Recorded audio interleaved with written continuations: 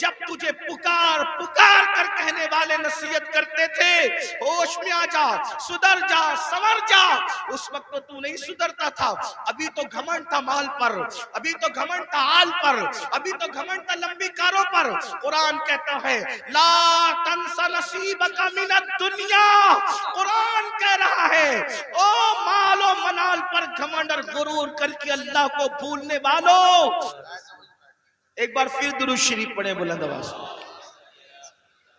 عاشقوں کی طرح سب مل کے پڑھیں اللہم صلی علی سیدنا و مولانا محمد معدن الجود والکرم وآلہ وصحبہ وبارک وسلم. صلاۃ و سلام علیک یا رسول اللہ، صلاۃ و سلام علیک یا جد الحسن والحسین. توجہ فرمائیں، حدیث پڑھی جا رہی تھی. اللہ کے سچے رسول صادق و مصدوق صلی اللہ علیہ وآلہ وسلم نے فرمایا کچھ لوگ ہوں گے جن کے چہرے پر جہنم کی آگ برسائی جائے گی، ان کے چہرے پر آگ برسے گی. تھوڑا تصور کرنا میرے بھائیوں، میری بہنیں بھی اگر موجود ہیں ان بہنوں کی بھی توجہ چاہتا ہوں. مرد اور عورتوں کی تخصیص نہیں. کچھ لوگ فرمایا کچھ لوگ ایسے ہوں گے جن کے چہرے پر جہنم کی آگ برسائی جائے گی. آپ ذرا تصور کریں جہنم کی آگ، وہ بھی جہنم کی آگ کیا، اللہ کے رسول علیہ الصلوۃ والتسلیم فرماتے ہیں دنیا کی آگ سے 70 درجہ زیادہ، دنیا کی آگ سے 70 درجہ زیادہ تیز ترار جہنم کی آگ ہے. اللہ اکبر. اور وہ انسانوں کے چہروں پہ برسائی جائے گی. ایک مرتبہ کبھی بائک پر آپ تیز بارش میں بائک چلا کر دیکھنا، ہیلمٹ اگر آپ کے چہرے پہ نہ ہو تو آپ تیز بارش میں بائک چلا کے دیکھنا، آپ کو حیرت ہوگی میرے بھائیوں.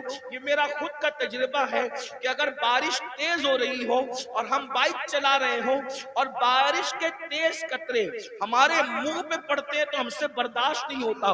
مسلمانوں ذرا سوچو جب پانی کے ٹھنڈے ٹھنڈے قطرے ہمارے چہرے پر پڑتے ہیں تو ہم بائک روک دیتے ہیں. اللہ اکبر. ذرا سوچو تو صحیح، یہ کوئی کہانی نہیں، قصہ نہیں، یہ سچے نبی کا سچا فرمان. ذرا تصور تو کرو میرے بھائیوں، ذرا تصور تو کرو میری بہنوں، جو قوم اپنے چہرے پر پانی کے ٹھنڈے ٹھنڈے سکون دینے والے قطروں کی چوٹ برداشت نہ کر سکے، جب اس چہرے پر جہنم کی آگ برسے گی اس وقت ان چہروں کا حال کیا ہوگا، اس وقت ان چہروں کی کیفیت کیا ہوگی. اللہ اکبر. اندازہ فرمائے صحابہ کرام نے پوچھا یا رسول اللہ جن کے چہروں پر جہنم کی آگ کی برسات ہوگی ان کا قصور کیا ہوگا، ان کا جرم کیا ہوگا. میرے آقا نے فرمایا حدیث پاک کا مفہوم ہے وہ سب کی بات مانتے ہوں گے لیکن اللہ رسول کی بات نہیں مانتے ہوں گے. اب ذرا اس کٹھیرے میں اپنے آپ کو کھڑے کر کے سوچو، کیا ہم وہ لوگ نہیں ہیں جو سب کی مانتے ہیں لیکن اللہ رسول کی بات نہیں مانتے؟ مسلمانوں اگر ہم اللہ اس کے رسول کی بات مان رہے ہوتے تو آج مسجدیں ویران نہ ہوتی. اگر ہم اللہ رسول کی بات مان رہے ہوتے تو نوجوان لڑکوں کا لڑکیوں کے ساتھ ناجائز تعلقات کا چکر نہ ہوتا. بڑی معذرت کے ساتھ ہمیں یہ بات کرنے میں اچھا بھی نہیں لگتا لیکن مجبور ہے، کریں کیا. حالات کتنے بگڑ چکے ہیں. 80% نوجوان لڑکے اور لڑکیاں اس گناہ کے اندر گرفتار ہے، اس جرم کے اندر گرفتار ہے اور پھر وہ اس کو گناہ بھی نہیں سمجھتے. لا الہ الا اللہ. سوچو تو صحیح، ایک تو گناہ ہے اور اس کو گناہ بھی نہیں سمجھا جاتا. بلکہ ایک بات اور عرض کروں معذرت کے ساتھ، دیندار لوگ بھی اس چکر سے نہیں بچ پا رہے الا ماشاءاللہ. وہ بھی لوگوں کو دیکھ کر کے سیریلیں اور فلمیں دیکھ کر کے داڑھی تو رکھ لی، ٹوپی تو پہن لی، اچھا کرتا تو پہن لیا، لیکن کوئی حسن سامنے سے ٹکرایا تو پھر دل قابو میں نہ رہا. یہ کیوں ہے پتہ ہے؟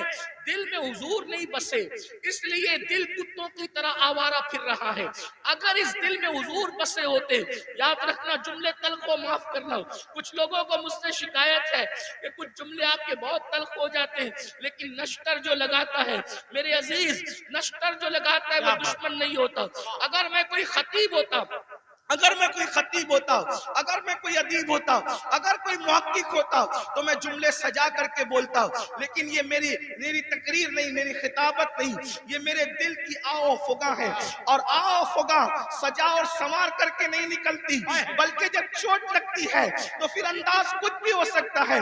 بتاؤ، رسول اللہ کے ساتھ یہی وفا کا طریقہ ہے، حضور کے ساتھ یہی محبت کا طریقہ ہے، سب کی بات مانتے ہو، حضور کی نہیں مانتے۔ اللہ اکبر۔ اگر پولیس والے اعلان کر دے 10 کے بعد مائک نہیں چلے گا، بولو مائک تم بند کرتے ہو کہ نہیں کرتے ہو؟ 10 کے بعد تم گھر سے نہیں نکلو گے، کرفیو لگ گیا، کوئی نکلتا ہے گھر کے باہر؟ حیرت ہے۔ اچھا کرتے ہو، پولیس کی بات سنتے ہو، مجھے اس پہ اعتراض نہیں، لیکن آپ سے پوچھتا ہوں، پولیس کی مانا اپنے نبی کی کب مانو گے؟ ڈاکٹر کی مانا اپنے نبی کی کب مانو گے؟ اگر تمہارا نام پولیس کی ڈائری میں لکھ دیا گیا جیل جانے کا خطرہ ہے تو تمہاری نیندیں اڑ جاتی ہے، اور رسول اللہ نے فرمایا جس نے جان بوجھ کر ایک وقت کی نماز چھوڑ دی اس کا نام جہنم کے دروازے پہ لکھ دیا جاتا ہے۔ پولیس کے رجسٹر میں نام آئے تو تمہاری نیند اڑ جاتی ہے، جبکہ کوئی بھاری بھرکم آدمی لے جاؤ تو نام کٹ سکتا ہے، رشوت دے دو تو نام کٹ سکتا ہے، دباؤ لاؤ تو نام کٹ سکتا ہے، لیکن اللہ اکبر، جہنم کے دروازے پہ لکھا ہوا نام کوئی کارپوریٹر کٹوا سکتا ہے، کوئی عالم کٹوا سکتا ہے، کوئی رشوت کٹوا سکتی ہے؟ کون سے مسلمان ہو؟ تمہیں تو نیند بھی نہیں آنی چاہیے کہ ہمارا کیا ہوگا، ہمارا حشر کیا ہوگا، کہ ہمارا نام روزانہ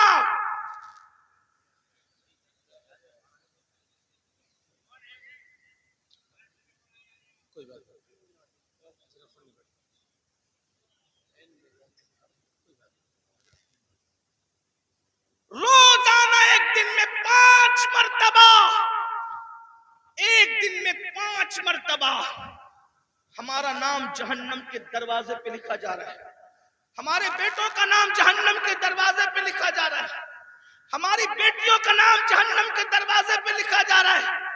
نیند کیسے آتی ہے آرام کی؟ نیند کیسے آتی ہے؟ ہنستا ہے مسلمان، مولانا لوگ کا تو کام ہی ہے، مولانا کا کیا کام ہے؟ مولانا کی ذمہ داری ہے کیا بات حضرت، حق پیش کرے، سچائی پیش کرے۔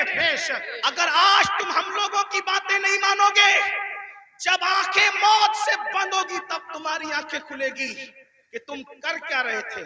اس وقت روگے، اس وقت روگے۔ حدیث پاک ہے، مردے پہ زندہ جو روتے ہیں اس سے زیادہ مردہ روتا ہے۔ اس وقت مردہ روتا ہے، ہائے مجھے دنیا نے دھوکہ دیا، مجھے دنیا کے مال نے دھوکہ دیا، مجھے دنیا کے منال نے دھوکہ دیا، مگر اس وقت کا رونا کام نہیں آتا۔ فرشتے اس کو طنز کرتے ہیں، ظالم، جب تجھے پکار پکار کر کہنے والے نصیحت کرتے تھے ہوش میں آ جا، سدھر جا، سنور جا، اس وقت تو نہیں سدھرتا تھا۔ ابھی تو گھمنڈ تھا مال پر، ابھی تو گھمنڈ تھا آل پر، ابھی تو گھمنڈ تھا لمبی کاروں پر۔ قرآن کہتا ہے لا تنس نصیبک من الدنیا، قرآن کہہ رہا ہے او مال و منال پر گھمنڈ اور غرور کر کے اللہ کو بھولنے والوں